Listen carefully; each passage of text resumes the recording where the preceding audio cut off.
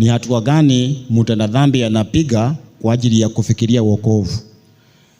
Na tukaangalia kwamba kuna hatua tatu ya wokovu wetu.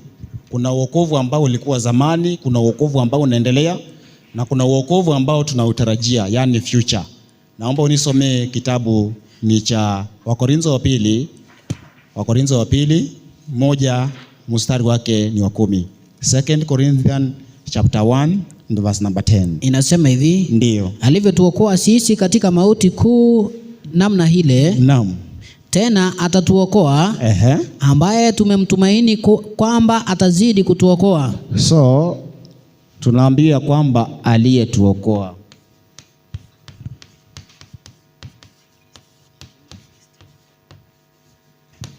Alafu tena anatuokoa, atatuokoa.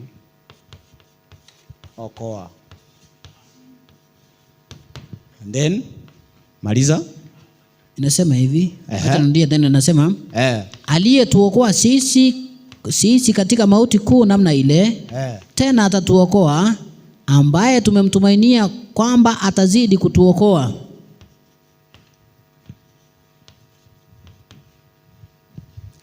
So ukiona hatua ya wokovu wetu uko katika hatua ngapi? Tatu. 1, 2, 3. Sanctuary ilikuwa na hatua ngapi? 3. The outer court, the holy place, and most holy place. The most holy place. Tuko na ujumbe ngapi? 3. Ujumbe wa malaika wa kwanza, wa pili na wa tatu. Kwa hivyo Mungu wakati wote anafanya mambo yake katika hatua ngapi? Hatua 3. Kwa hivyo kuhusiana na wokovu wetu tunaona ya kwamba kuna hatua ngapi? Kuna hatua 3. Kwa hivyo unaweza ukapita hatua ya kwanza lakini ukaanguka hatua ya ngapi? Ya pili. Ama unaweza kupita hatua ya kwanza lakini ukaanguka nini? Hatua ya Kwa hivyo inamaanisha hatua ya pili inategemea hatua ya kwanza, na hatua ya 3 ya wokovu wetu inategemea hatua ya kwanza na hatua ngapi? Ya pili. Kwa hivyo ukikosea wokovu wako katika hatua ya kwanza na ya pili, ujue ya kwamba katika hatua ya 3 hautaweza kufanya nini? Kuokolewa. So hatua ya kwanza ya wokovu wetu ni gani? Ndio tulizungumzia jana, inaitwa justification.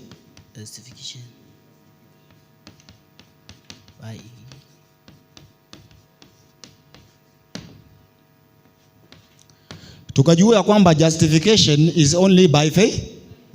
By faith. You just need to believe. Unasikia sauti na unatii na unaamini. Kwa hivyo unakuwa umepata justified. Na tuliona kwamba tumishi kidogo. Hivyo vyenye nimeandika hatua ya pili ndio ya 3. Iko tu sawa, iko sawa. Lakini tutaelewa hii ni ya 3, si ndio? Hii ni past, present and then future. So nitaileta. Mtu anaweza kunisaidia tissue paper kama amebeba.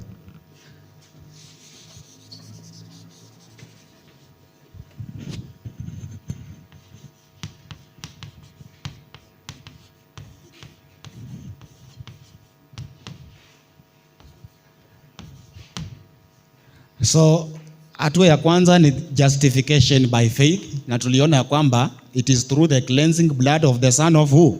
God. Of God. Kwa hivyo damu ya Yesu ndiye inaye kutusafisha hapa na kututakasa, na kwa hivyo tunakuwa tumeokolewa katika mauti. Tumeokolewa katika mauti gani? Ephesians 2 and verse number 1. Ephesians 2 verse number 1.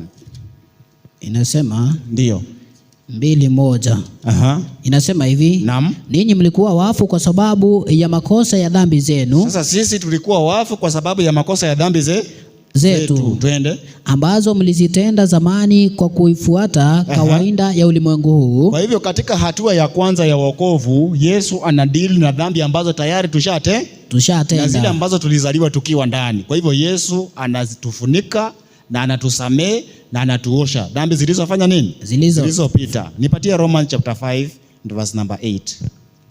Romans chapter 5 verse number 8. Inasema, naam, inasema bali Mungu anaosha bali Mungu anaonyesha pendo lake yeye mwenyewe kwetu sisi. Ndiyo.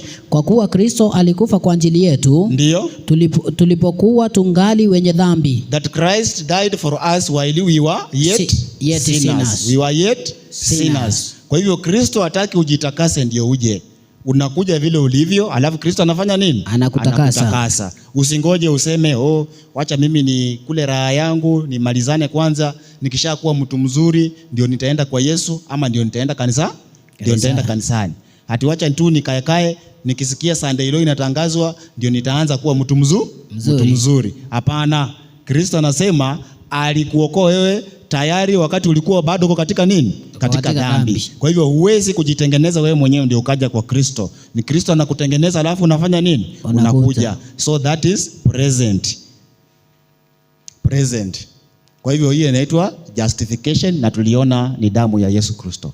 Hatua ya pili ambayo hatui kuiguzia na labda tutaweza kuiguzia inaitwa sanctification.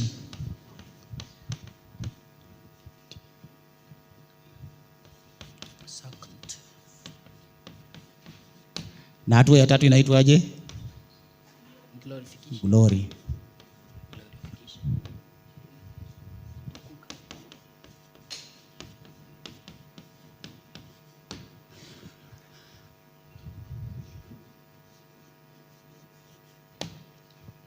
How many sanctification ziko pale? Kuoshwa mara ngapi kuko pale? Unapoangalia katika hii hatua za wokovu,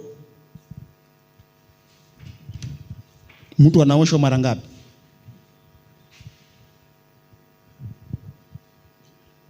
Sanctification is to purify or to wash or to cleanse. Yeah. So kuna kuoshwa mara ngapi hapa katika hizi hatua tatu za wokovu? Tunaona hatua ya kwanza, si hapo unaoshwa na damu ya Yesu Kristo, si ndio? Alafu hapa tunaona pia it is sanctification, pia ni kuoshwa ama kutaka. Kwa hivyo kuna mbili, kutakaswa. Na unapokumbuka Yesu alipokuja duniani, alipoingia katika hekalu, alitakasa hekalu mara ngapi? The earthly sanctuary ilitakaswa mara ngapi? Haya, wacha tuangalie katika kitabu cha 7 BC 985 paragraph 5. 7 BC 985 paragraph 5. Cleansing manake kuna wakati Yesu aliingia kwa hekalu, akapata ile hekalu limejaa nani? Walikuwa wafanya biashara, wanyang'anyi pamoja na wawezi. Ubarikiwe.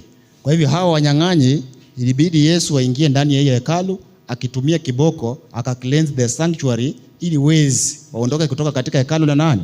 La Mungu.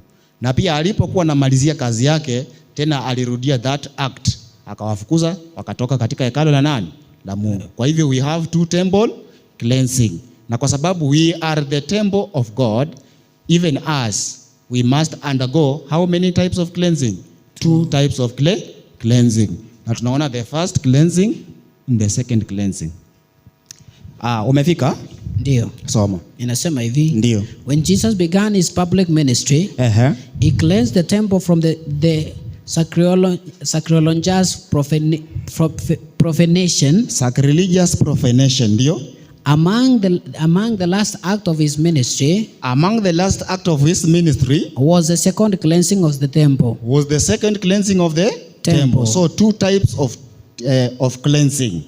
Now we know that Christ had a temple, a physical temple, and then Christ had you, sis, ama mimi. I am the temple of who? God. Of God. So mimi binafsi, I am the temple of God. So me as a human being, I am the temple of God. And the congregation at large, kanisa lote mkusanyiko, vile tumekusanyika hivi, tunakuwa bado sisi ni hekalu la nani? La Mungu. La Mungu. So it is the church. This was a physical temple. So tunaona ilikuwa cleansed how many times? Two times. And then sisi wanadamu ama waumini ambao tumemkubali Yesu, tumeona kwamba tunakuwa na first cleansing and second cleansing. We have also two. And then the church Church manake inaanzia wakati Yesu amepaa na mitume wamechukua kanisa. Kwa hivyo at the end tutakapomaliza katika church dispensation tutakuta kwamba we have how many types of cleansing? Two types of cleansing. The first type of cleansing hapa katika church ziko mbili. The first one is Revelation chapter 14 verse number 8. The second cleansing is Revelation chapter 18 and verse number 1 to 3.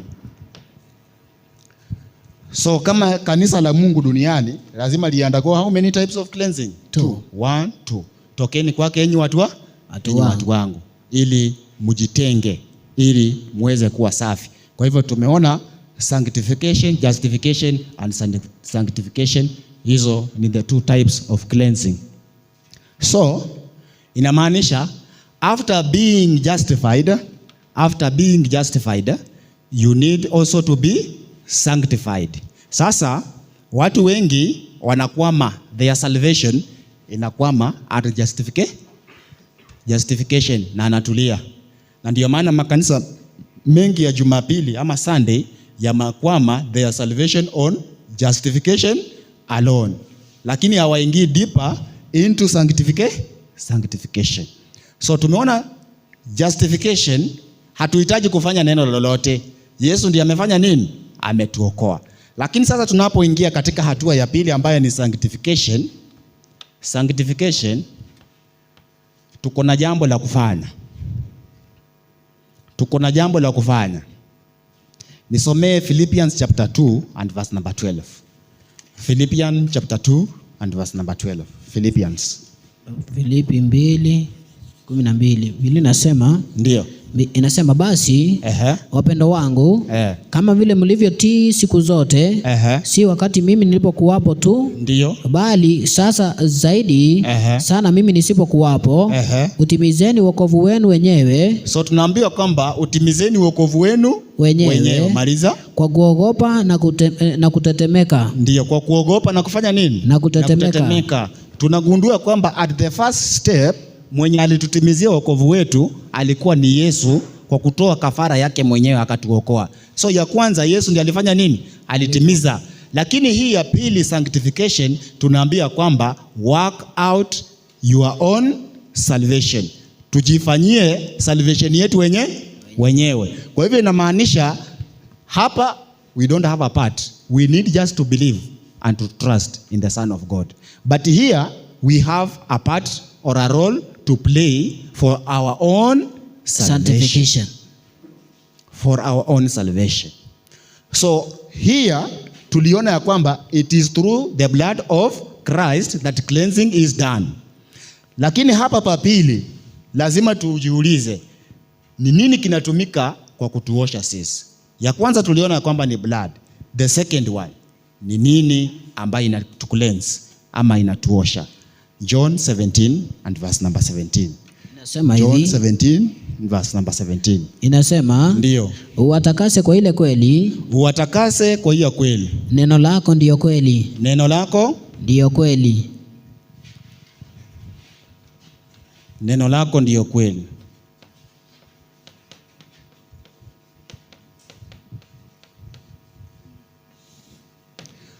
So katika sehemu ya pili ya wokovu wetu tunaoshwa ama tunatakaswa kupitia nini? Neno kweli ambaye ni truth.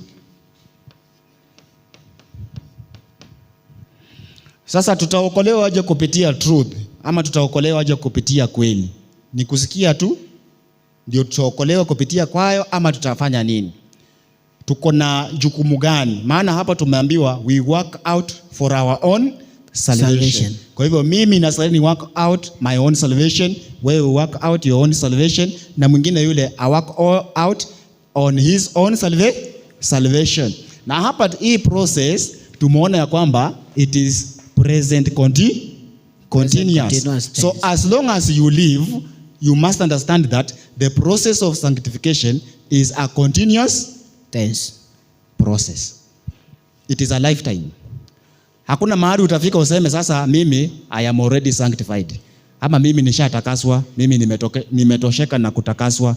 Hapana. So long as uko hai, unahitaji the process of sanctification to be active in your life. So tumeona kwamba kutakaswa ama sanctification ni kupitia kwa kweli. Hebu nisomee 2 Peter, not 2nd, 1 Peter 1 verse number 22. 1 Peter 1 verse number 22. Inasema hivi, ndio, mkiisha kujitakaza roho zenu kwa kutii kweli. Mkiisha jitakaza roho zenu kwa kutii nini? Kweli. Kwa hivyo tuliambiwa kwamba we must work out our own salvation. How? Kwa kujitakaza roho zetu kupitia nini? Kutii kweli. Kutii kweli. Through obeying the truth.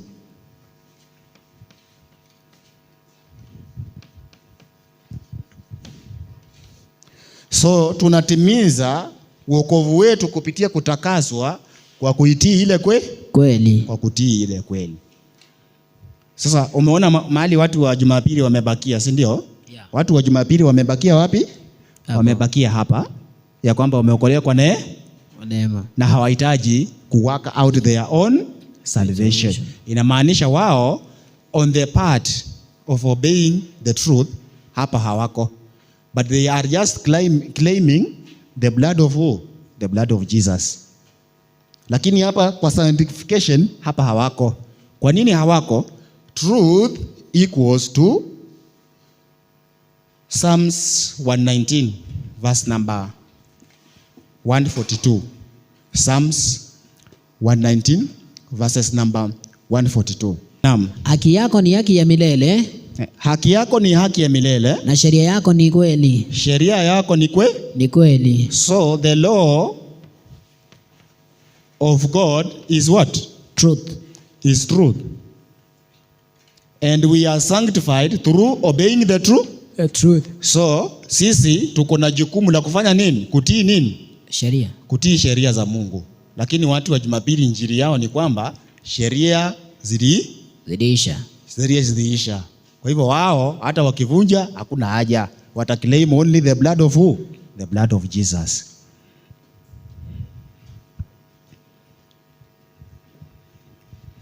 Hawatii sheria, amri za Mungu.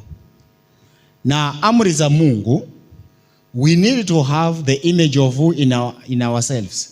Tunahitaji kuwa na sheria, sura ya nani ndani yetu? Sura ya Kristo. Na Kristo naye ni sura ya nani? Ya Mungu. Ni sura ya Mungu. Kwa hivyo tukiwa na sura ya Kristo, tunakuwa na sura ya nani? Ya Mungu. Na sura ya Mungu. Lakini ukiteremka chini utakuta ya kwamba the law of God is the character of who?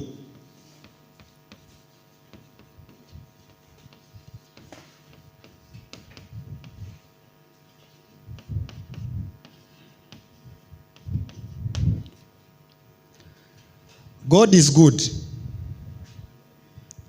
Si utapata fungu? Yeah. That is the character of God. If you look again the character of the law of God, utakuta ya kwamba the law of God is good. Hiyo ni I think ni 1 Timothy chapter 2 and verse number 8. Utakuta God is righteous or God is holy. Ukikuja katika Romans chapter 7 kuanzia verse number 12 utakuta the law is also holy. God is righteous. Ukikuja tena utakuta the law is righteous. So the law equals to the character of God. So how do we get the image of Christ in ourselves? Through obedience to the truth, so that we have the character of God or the character of Christ in us. Tunapo obey the truth. So hapo ndipo tunapokuwa sanctified through obeying the truth. Glorification, kabla sijaenda hapo, this justification, tukiwa na sanctuary hapa ambaye hatuna, na ilifaa mudimandi muweze kuwa nayo kwa sababu nyinyi ni vijana na mko na nini? Mko na nguvu. Munge demand all the charts ziwe hapa. Because Hiyo ndio our identity. Ndio mtu akiingia hapa, hata kama ni mgeni ametoka kwingine, anaona sisi si watu wa kawaida. Anajaribu kujua mahali niko ni tofauti na hapa. Kwa hivyo tungekuwa na hizo chart hapa. So chart ya sanctuary inatueleza kwamba imegawanyika katika sehemu tatu: outer court, holy place and the most holy place. So the process of justification inafanyika in the outer court. Outer court ni process gani ya kwanza inafanyika? It is confession. Repentance, and then hatua ya pili ni baptism. Umeona hiyo? Baptism. Justification inatoka kwa neno gani? Root word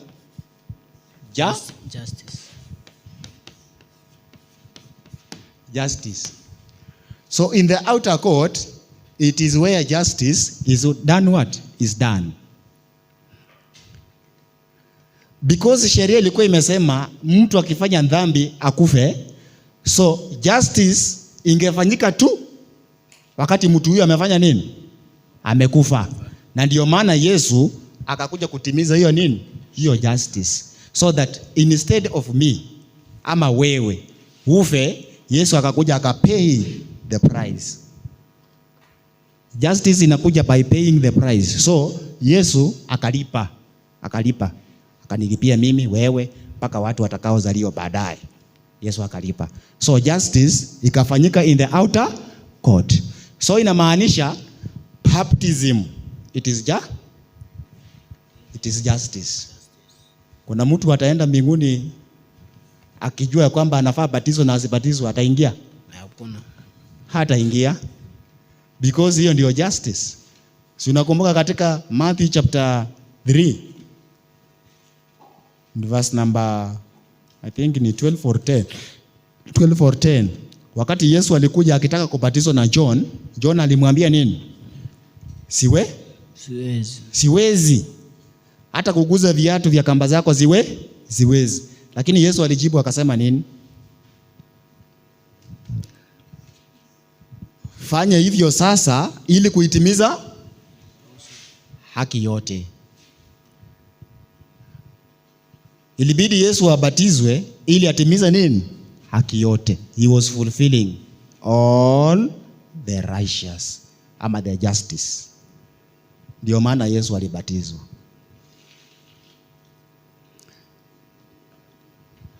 And ukiangalia hiyo process ya the outer court, si kuna cross, si ndio?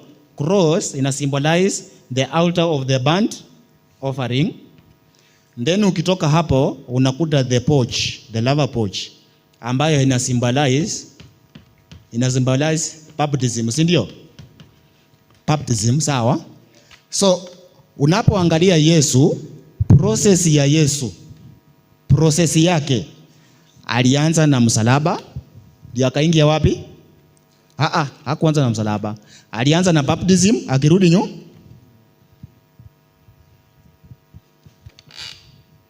Yesu hakuanza na hapa. Alipoingia hekaluni, hakuanza na hii. Alianza na kurudi nyuma. Alibatizwa ndio akaingia msalabani. It has significance because Yesu angetangulia hapa because he is not a sinner. He was holy. Hapa panahitaji repentance, confession. Ndio unaanzia hapa. Sisi tunaanzia hapa. Hatubatizi kwanza ndio tukuje. Lazima tuanzie hapa kwa sababu sisi we are sinners. Lakini Yesu hakuwa sinner. Ndio maana anaanzia ubatizo na anaishia msalabani. Lakini sisi tunaanzia msalaba tukiingia ubatizo because we are sinners na Yesu hakuwa mtenda dhambi katika sehemu hiyo.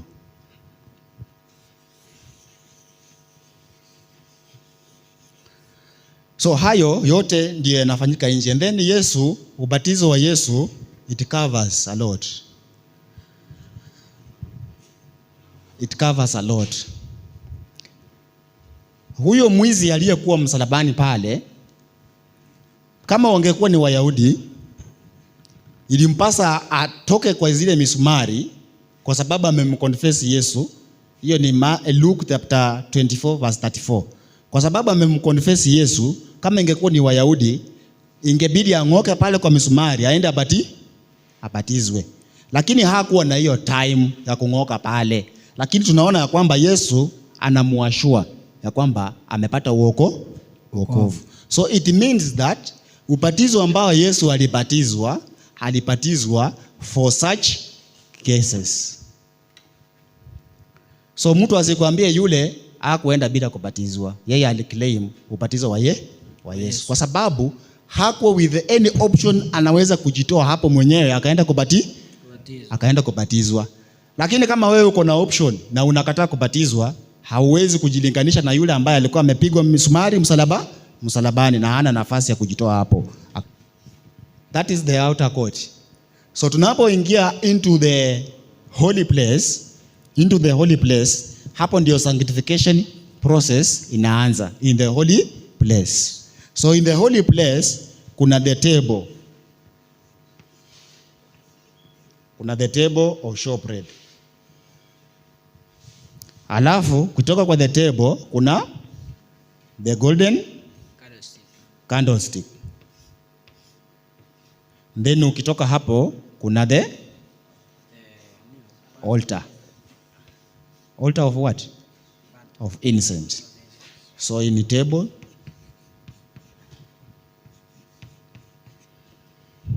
hii ni candle,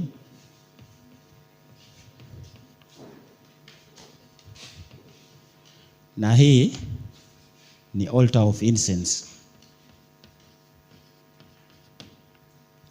So sanctuary iko set up hivi. In the outer court, hizo madhabahu zote zilikuwa zimetengenezwa na bronze. And then in the holy place, hizi vitu zote zimetengenezwa na gold. Sawa? Meaning, as you move inner and deeper the sanctuary, ndio inakudemand ujitolee zaidi.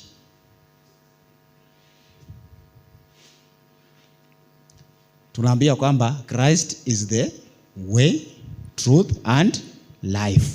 So as we move closer to Christ, ndio inahitaji tujisacrifice zaidi. Because bronze is less valuable than gold. So ndio upate bronze unahitaji gharama kidogo, lakini ndio upate gold unahitaji gharama kubwa. Na tunajua Yesu anatoka huko akienda huko, na tunaambia kwamba hawa ndio wamfuata mwana kondoo kila enda. Kwa hivyo wanapomfuata hivyo, wanahitaji kujikana more and more at every step they move. Kila hatua wanayosonga wanahitaji kujikana. Ndio maana Yesu akasema, narrow is the way that leads into salvation. So tunapoendelea njia inabana. Tunapopiga hatua njia inabana. Tunapoendelea njia inakuwa inasonga na inahitaji kujikana nafsi zetu. Katika hatua ya kujikana tuliambia kwamba yule asiyekana wazazi wake, yule asiyekana ndugu zake, mama yake, mke wake, mume wake, hawezi kunifuata. Alafu akamalizia akasema, naam, hata nafsi ya. Kwa hivyo kitu cha mwisho ambacho kita demand itakuwa ni your own life. Utaanza na mali. Hizo mali ni rahisi kutoa. And by the way, kuna mtu ambaye anaitwa Job katika Bible. Job is a representative man. Ayubu ni representative man. Si ati kisa cha Ayubu kimeandikwa tu hapo tunapopatwa na matatizo. Job is a representative man. Of a representative man, Job ana represent the 144,000. Why? Ni kwa nini Job ana represent the 144,000? tunaambiwa katika 9T kuanzia page 11 tunaambia kwamba the world is tired with the spirit of war. Alafu tukaambia kwamba events zitakazofuatia hapo zitakuwa in quick succession, or the final movement will be rapid one. Yani hujajiandaa hii imeingia, hujajiandaa hii imeingia, hujajiandaa hii imeingia. So there is hakuna wakati mwingi wa kujiprepare. Na hivyo tunaona the events ambazo zililetewa Job zilikuwa in quick succession, zilikuwa ni rapid ones. Ya kwanza wanakuja wanasema ng'ombe zote wamechukua. Huyu hajamaliza kuzungumza, mwingine ameingia anasema ngamia zote hajamaliza, mwingine anaingia anasema nyumba nayo imeangukia watoto wa. So hizo events za Job zilikuwa rapid. Na so wenye wanaishi mwisho wa dunia ni 144,000 watakuwa waaminifu. Kwa hivyo movement zao zitakuwa ni za haraka. The final movement will be rapid ones. Then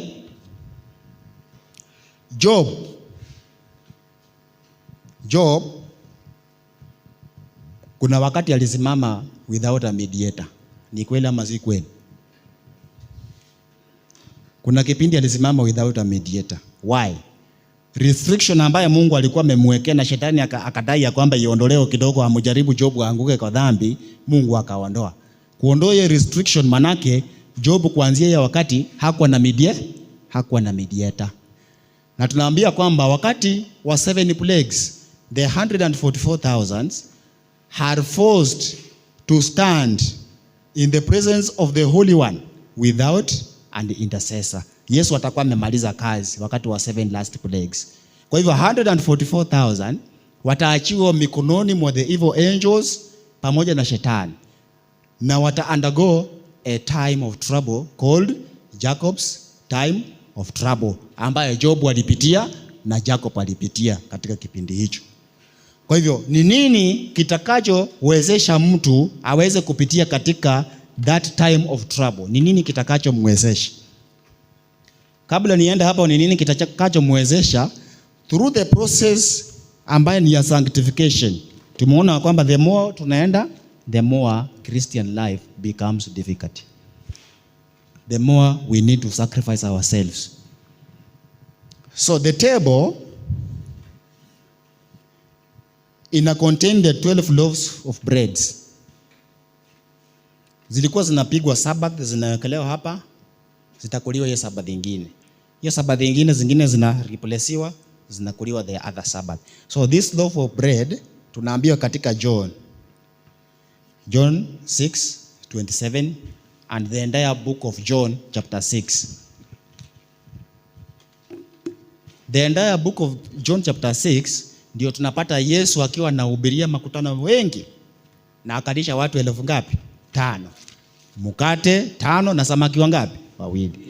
So walipobaki, what happened ni kwamba Yesu alijua hii ishara ambayo ameifanya watu watamsumbua sana, wataendelea kumfuata. So Yesu akahepa wanafunzi wake na akahepa wale makutano na akaingia kwa meli na akavuka ng'ambo. So alipoenda, wanafunzi wakawa wanamngoja Yesu hawamuoni, wakaona giza inaingia. Wakasema sasa sisi tuingie katika meli tuende pia. Makutano wakauliza wanafunzi, Yesu wako wapi? Wanafunzi nao hawana habari. So wanafunzi wakaingia kwa hizo meli wakavuka ng'ambo. Sasa makutano wakaanza kumtafuta Yesu, wanamtafuta sana kwa bidii, wanamtafuta. Sasa wakasikia kwa huko ng'ambo. Wakangoja meli, hawaoni meli zikikuja. So kesho yake meli zikakuja, wakaingia ndani. Wakamfuata huko Yesu, wakapata Yesu anahubiri huko ng'ambo. So walipomfuata wakamuuliza, wakamwambia, Master, tulikuwa tunakutafuta sana. So Yesu akawaambia, nyinyi hamujanitafuta kwa sababu ya hamujanitafuta kwa sababu ya ishara. Lakini mnanitafuta kwa sababu ya nini? Ile mikate mlikula jana, tena mnataka mkule hata leo. Na hiyo ndio klasi ya washiriki wengi ndani ya kanisa. Wanamtafuta Yesu ili awasustain katika maisha yao yawe sawa. Alikuja kama hana kazi Sabathi. Alikuja kama hajapata kazi. Lakini akipata kazi, hiyo kazi nayo inaanza kudemand aingie kazi Sabathi. Anasema wacha niache Sabathi kidogo, nilipata kazi, wacha Sabathi ikiingia mimi naingia kazi. So, hiyo ndio group ya Christian ambao tuko nao leo hii. Sasa katika John chapter 6, Yesu alipobadilisha hiyo mikate, walikuja wakamwambia Yesu, kweli wewe ni nabii? Wewe ni nabii, wewe ni mtu wa Mungu. Umetufanyia muujiza, umetutengenezea chakula. Ukifuatilia hiyo conversation, Yesu akapiga kona. Akasema sasa mimi ndimi chakula kishukacho kutoka wapi? Mbinguni. Ili kuwape ulimwengu uzima. Hapo sasa ndio shida ilianzia.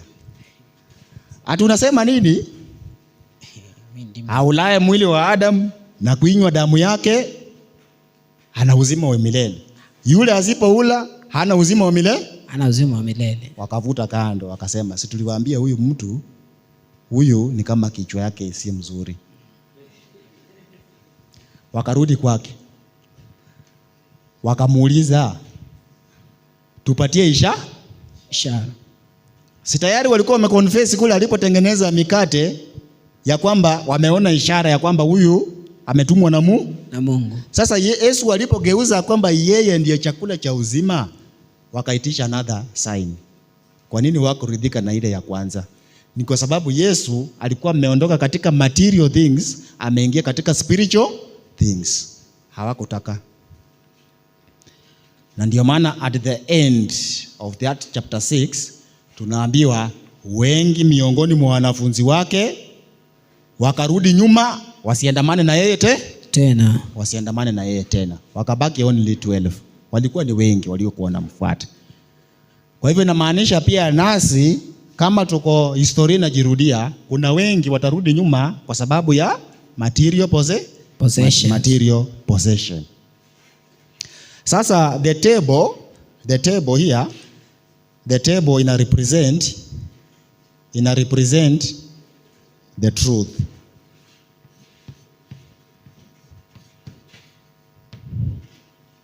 We need to be acquainted with the truth.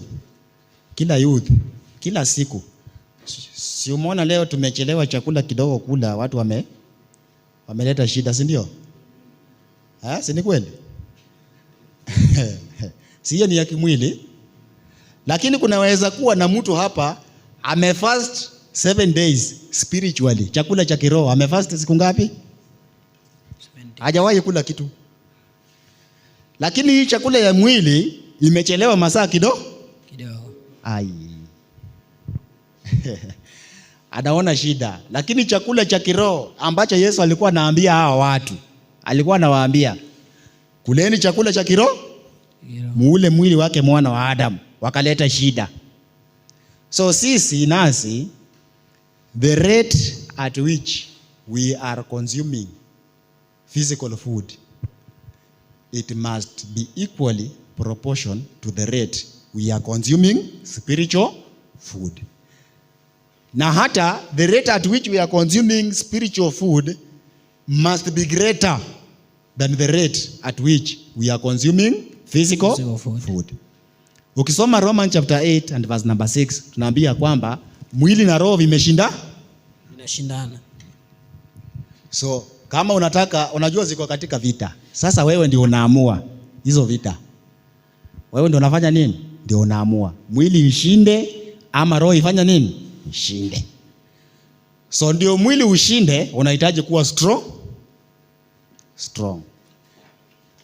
Ndio spirit ishinde, inahitaji kuwa strong. Na wewe ndio unalisha hizo zote mbili. Unalisha mwili na unalisha spirit. So kwa kulisha, wewe mwenyewe una determine hizo vita. Ni mwili utakushinda ama ni roho itashinda mwili.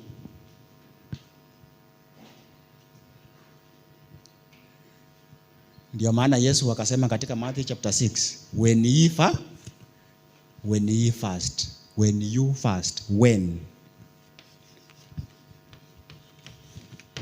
you fast. Sio if you do what? You fast. Yesu hakusema if you fast, alisema when you fast. Meaning it is a must. Mkristo yoyote afanya nini? A fast. Sio kupingana. Na roho ya unabii inatuambia true fast is doing what?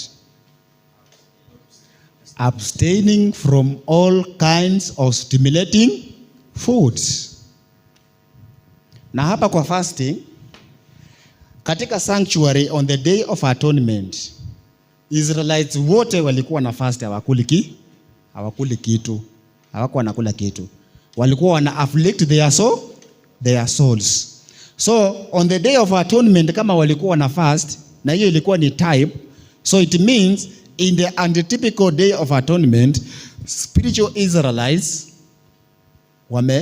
ni lazima wafunge. So Adventista msabato yoyote ambaye ameclaim ujumbe malaika watatu na anajua ya kwamba Yesu ako in the most holy place, it is a must for him to fast. And the true fast is abstaining from all kind of stimulating foods. So inamaanisha mtumishi Collins anaposimama hapa akifundisha ujumbe wa afya, inastahili ufanye nini? Inastahili utii. Akisema usile hiki, usile hii, akisema kula hii, si ya kwamba anakushurutisha, bali anakusaidia ili mwili usiweze nini? Usiweze roho, bali roho iweze mwili. Na kuna a connection in eating and overcoming sin. If you eat bad, you will never overcome sin. If you eat well, you will overcome sin. Taste ya Adam ilikuwa ni about food. Do not eat this, eat that. Yesu alipokuja jangwani, mahali the first Adam waliangukia, it was about food. Jaribu la kwanza la Yesu, it was about turning stone into bread. The stone that is spoken there, jiwe ambalo shetani alimwambia Yesu abadilishe, leo hii watu wanatafuna mawe. Wamemsikiliza shetani na wameanza kutafuna wamefanya mawe imekuwa chakula. Kitu chochote ambacho Biblia imesema usile, that is a stone.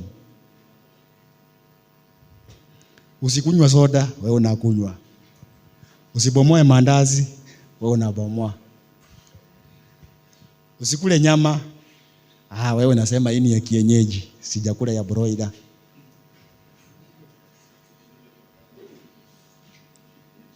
Usikunywa maziwa, sukari. So hiyo ni mawe. Watu wamebadilisha stone into being food. Na wakati Yesu anabatizwa, Mungu anamwambia kwamba this is my son. Na wewe unapobatizwa unafanyika kuwa the son of who? The son of God. Na shetani sasa alikuja baada ya Yesu kubatizwa, maana alisikia sauti ikisema this is my son. Anakuja kuanzia hapo to test your sonship. Kweli wewe ni Mkristo wa kweli? Anatestiwa na nini? Na chakula. So Mkristo wa kweli utamtest na vile anavyofanya nini? Anavyokula. It is not a condemning message, by the way, because sanctification is a lifetime process. Watu watakopu with polepo. Lakini usikuwe umekaa miaka 3 na unasema ni lifetime process. Mimi nazungumzia tu kwa wageni wetu ambao ujumbe huu ni mgeni kwa wasisikue kuwa condemned. It is a process. Si ya kusema nimeacha zote. Zingine zinachukua time. Inachukua time. Reformation inachukua time. Hautakuja tu na useme, nataka nikue kama yule. Utaenda polepole, Mungu atakujalia and that strength to overcome atakupatia na utashinda. Na Paulo anasema yeye alaye asifanye nini? Asimhukumu yule anayefanya nini? Asiye kula. Usio ukule nyama, ukiona mtu anakula nyama unaanza kumfungulia quotation. Hapana. Ukiona mtu ameshuka. Kwanza sisi tulipoingia kwa hii ujumbe tulikuwa na moto. Tukipewa Bible study hapa na tuone mgeni amekuja na ameshuka. Nilikuwa nafundisha kuhusu ubatizo, lakini nitatafuta mbinu mpaka vile ndafika Timotheo wa kwanza 2. Sasa unashindwa, ulikuwa kwa ubatizo. Umefika aje Timotheo wa kwanza 2:9? Umefika aje Kumbukumbu la Torati 22:5? Unaona? So hiyo ni zamani za nini? Za ujinga. Zamani za ujinga. So unakuta huyo mtu akienda labda amekwazika na hata rudi tena. That is not the way of working to save a person.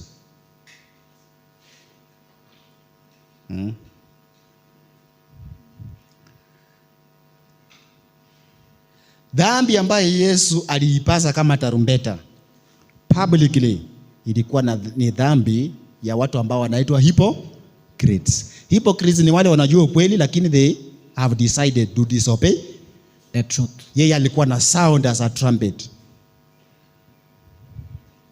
Na dhambi ya system alikuwa na sound as a trumpet na hakuwa anaogopa. Hiyo ndio dhambi tunaambia tusiogope. Lakini dhambi ya mtu individual huwezi kui sound as a trumpet. Kuna difference.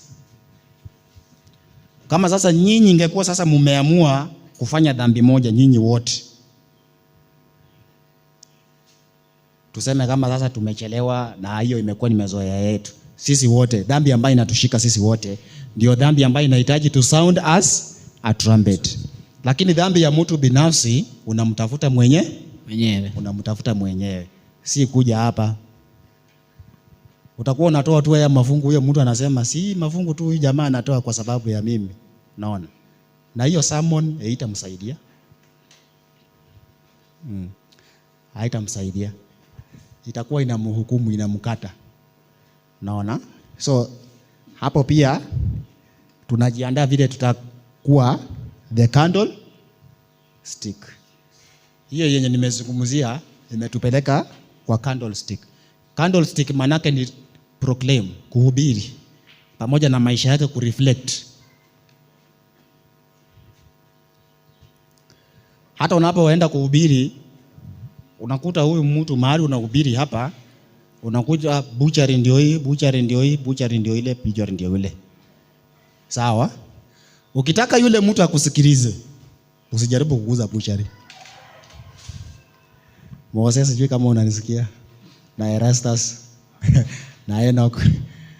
Ukiwa unahubiri mahali unaona butchery ndio ile, butchery ndio ile, butchery ndio ile, usijaribu kuguza usiguze. Ukiona mahali unahubiri saluni ndio hiyo, saluni ndio hiyo, saluni ndio hiyo, usiguze nini? Usiguze saluni. Ukiona mahali unahubiri hapa na jamaa kwa hapa na mtura yake anakatia watu, ndio huyo pea. Usijaribu kuhubiri kuhusu hiyo mtura.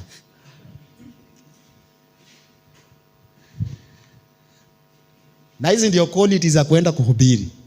Ukienda ukute mahali kuna Wakristo, kuna Waislamu, halafu kuna Waadventista wa nominal. Kitu ya kwanza, uko na maadui wangapi? Unaweza kuwavamia kwa pamoja uwaweze? Hapana, hautawaweza. So utaangalia common enemy. Waadventista, watu wa Jumapili na Waislamu. Common enemy ni nani? Waislamu. Ni Waislamu? Waislamu. So utakusanya Wakristo wote muwe kikapu muwe kikapu moja. Muvamie nani? Muislamu. Kwa hiyo kikapu Wakatoliki wako watakuwa pande yako. Kwa hiyo kikapu Waadventista wako watakuwa pande yako. Kwa hiyo kikapu watu wa Jumapili watakuwa pande yako. So Muislamu akikasirika akuja kuleta vurugu, wale watamwambia hapana, ataogopa. Mko we? Ukishamalizana na Muislamu unatafuta common enemy number 2. Ni nani? Watu wa Sunday, kwa sababu SDN nomina watafika, munyama, kanisani iko wapi? Muwavamie. Ukishamalizana na hawa unaingia kwa mwisho ambaye ni SDN nomina. Hivyo utamaliza mkutano. Lakini ndio umeanza ati nifungulie Qur'an. Umemaliza na Qur'an, nifungulie catechism. Hautaweza. Fungua fundamental beliefs. Hiyo mkutano umalizi. Itaisha na utapigwa. So hizo ni mbinu za kuwatafuta nini? Za kuwatafuta watu.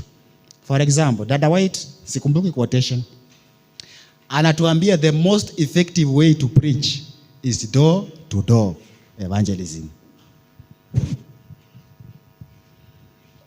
So wewe uniambie umeingia kuhubiria mtu. Ulipoingia ameweka hapo nyama, chai, mkate na majani. Si ndio? Makosa yenye utafanya ni uanze kumwambia nyama ni mbaya. So utajaribu kutafuta the attention ya huyu mtu, kujaribu kusympathize na kile ambacho anafanya, kumleta karibu, ili baadaye atakuja kuelewa kile alichokuwa anafanya ni mbaya.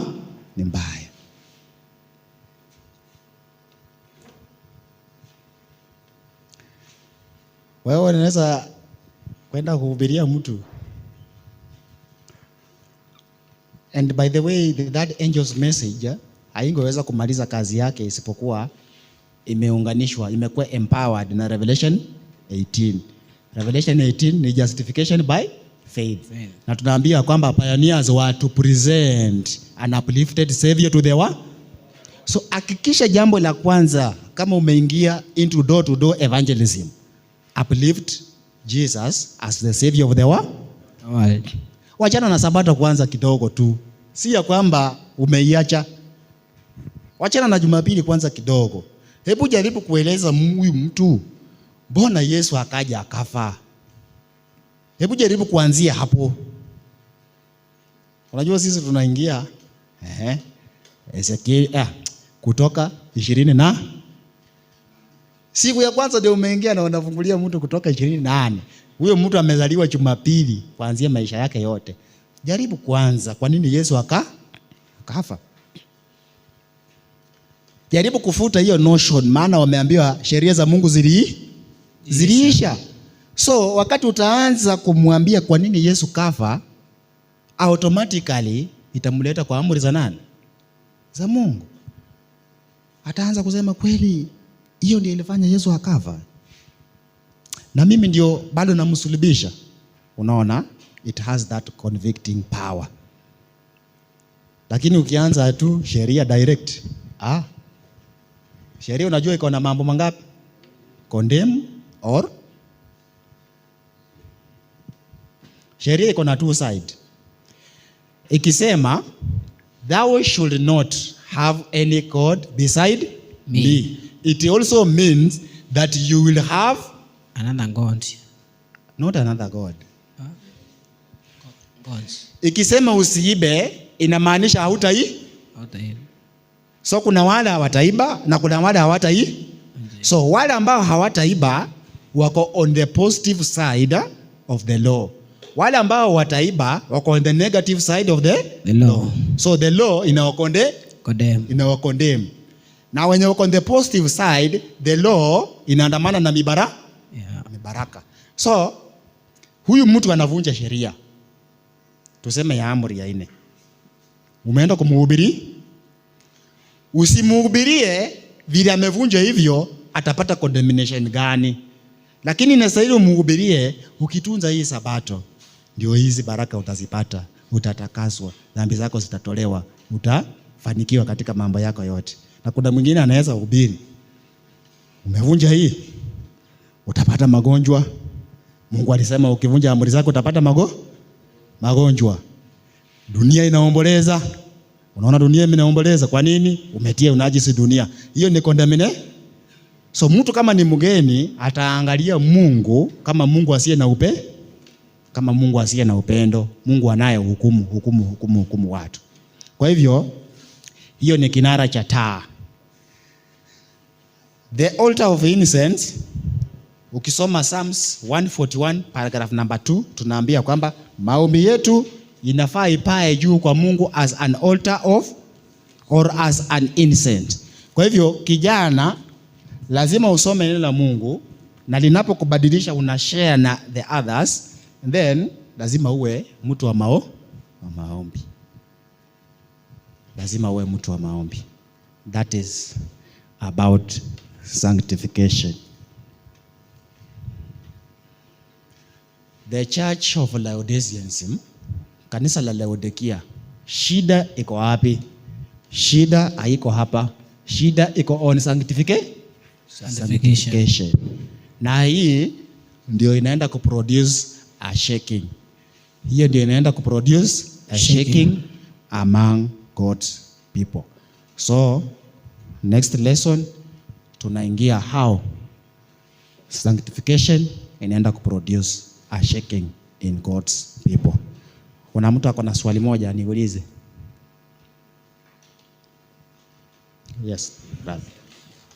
Psalms 141 paragraph number 2, verse number 2. Kuna mtu ako na swali? So lazima umeke jitihada ya kwamba neno la Mungu asubuhi unalisoma, mchana unalisoma, usiku unasoma neno la Mungu. Maisha yako yanaangaza, alafu uwe ni mtu wa kuomba. Ukisoma neno na usiombe, hiyo ni bure. Soma neno, omba. Kama ni list, yani umeshikana sana, at least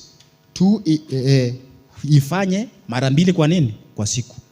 Maana the sanctuary ilikuwa na sacrifice ya morning and evening. Ukiamka bika magoti, omba, soma mafungu kidogo, ondoka uende kazi. Ukitoka kazi ukirudi, kabla ulale, soma Biblia kidogo, omba, alafu ufanye nini? Ulale. That is kama hauna time, umefinyika sana, lakini you need kusoma Biblia. Kuna fungu katika John chapter 2, 1 John chapter 2, I think ni verse 13, inatuambia kwamba nawaandikia vijana kwa sababu mmefanya nini? Mmemshinda yule. Si tunajua vile Yesu alimshinda muovu. Alimshinda kwa kusema imeandikwa. So meaning vijana wako na neno ndani ya, ndio maana wanamshinda muovu. Kijana usipokuwa na neno ndani yako, ukajazwa na neno ndani yako, hauwezi kumshinda nani? Alihangaisha wana wa Israeli jangwani. Na wewe ukiwa peke yako tu na huna neno, atakuhangaisha na atakupoteza. Kwa hivyo tunapoomba, piga magoti, omba, God, nahitaji unipatie the present truth message. Unataka nifanye nini leo? Unajua, ongea na Mungu kama rafiki. Tutazungumzia kuhusu maombi kama tutapata muda. When you are going to prayer, be sincere and honest. Ongea na Mungu kama rafiki yako, ongea na Mungu kama baba ya. Unajua mtu anapiganga magoti anaomba na anaanza kuhubiri tena kwa maombi. Anaanza kuhubiri. Tumekuja Sabato, ulisema katika Kutoka ikumbuke siku ya Sabato itakaze, anaomba huyo, lakini anahubiri. Maombi inastahili yawe straight to the point. Mungu, mimi nahitaji uniwezeje hii na hii na hii. Nahitaji unisaidie hii na hii na hii. Mungu, mimi nimeshindwa leo. Nimeona niko chini sana. Naomba unipatie nguvu. Direct to the point. Si kupiga hivi. Unajua unapoomba malaika wamengoja wapeleke maombi haraka. Sasa unawachelewesha, wanangoja huyu mtu atamaliza saa ngapi? At the end umehubiri hapo, ndani ya haya maombi hakupatikani ombi ndani yake yenye watapeleka. So unakuwa direct to the point. Si Bwana Mungu aweze kuwabariki. Pia na tuombe.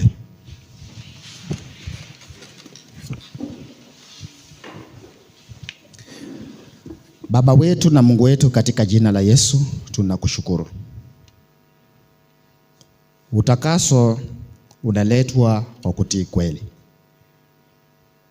Sisi kama vijana hatuna nguvu isipokuwa Kristo uweze kuwa ndani yetu kutuwezesha kuitii kweli. Kuna wale ambao bado wanapambana na dhambi katika maisha yao na katika maisha yetu. Kristo utuhurumie, ututakase, utusamee na utupe uwezo wa kuweza kumshinda yule mwovu. Tunaomba ya kwamba yale ambayo tumeweza kujifundisha yataweza kutusaidia katika sehemu moja ama nyingine, ama yataweza kumsaidia mtu mwingine asiyekuwa hapa tukimpelekea maneno haya. Bwana, jina lako likatukuzwe na utuhurumie ili tuweze kupatikana katika ufalme wako kupitia kwa jina la Yesu Kristo tumeomba na hata kuamini. Amina. Amina.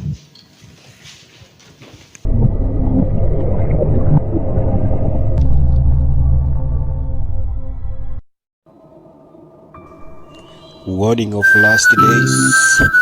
Sauti ya ukweli.